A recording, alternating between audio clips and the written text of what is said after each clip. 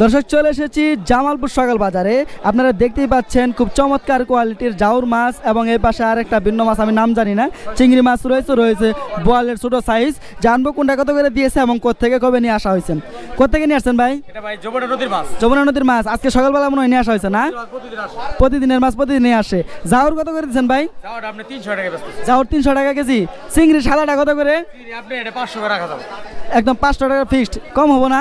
আমরা দাম চাই না, যে আমরা 20টা 30টা লাভ দেবেছি, ফিস দাম দেবেছি 20 টাকা 30 টাকা ফিক্স দাম বিক্রি করবেন। এটা কত করে? ওটা কেজি 400 টাকা। এটা কেজি 400 টাকা। এটা কি মাছ জানো? তেলচুকি মাছ পরে বড়।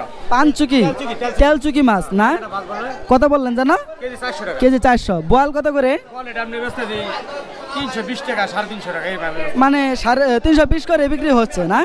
320 করে। তো দর্শক জানতে, যাই হোক বুঝতে পারছি। দর্শক জানতে পারলেন এই নদীর মাছগুলো কত করে কোনটা বিক্রি করা হচ্ছে জানিয়েছে জামালপুর সকাল বাজার থেকে আজকে।